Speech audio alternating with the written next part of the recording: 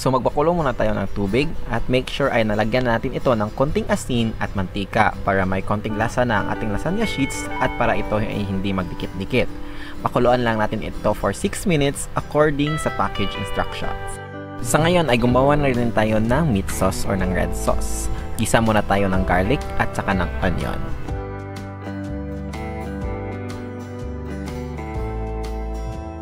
So ilagay na natin ang ating meat. So ideally, gagamitin dapat ay ang ground beef, but we're on a budget kaya ground pork muna tayo. Tas season lang natin ito with salt and pepper or kung ano ang meron sa inyo na pampalasa.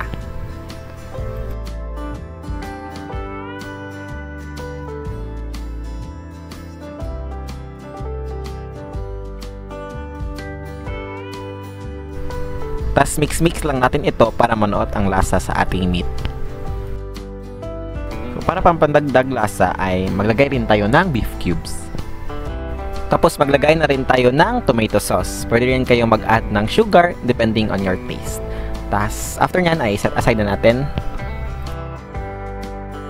Sa ngayon ay gawa na tayo ng white sauce. Gumamit lang tayo ng butter o pwede ring star margarine. Add tayo ng 4 tablespoons of flour at i-mix lang natin ito.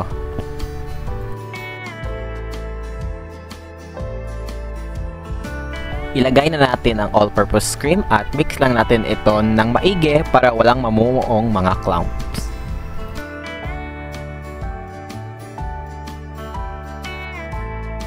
Para maging cheesy ang ating white sauce ay maglagay lang tayo ng cheese. Preferably ay yung quick melt para daling matunaw pero kahit anong cheese pwede na.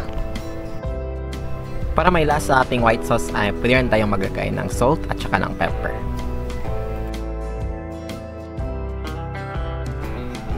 Ngayon ay i-assemble na natin ang ating lasagna.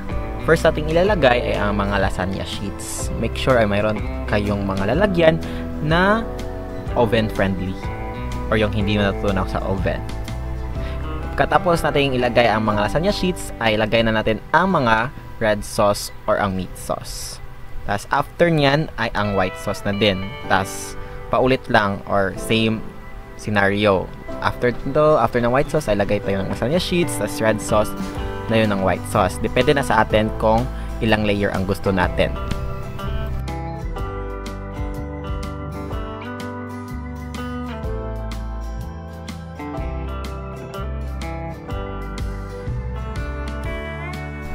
Tas, ang ating toppings ay mga grated cheese.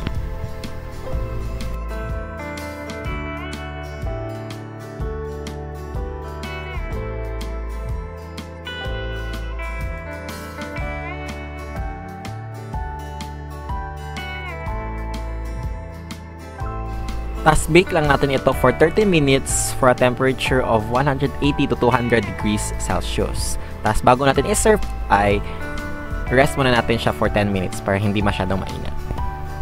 That's all. Thank you for watching.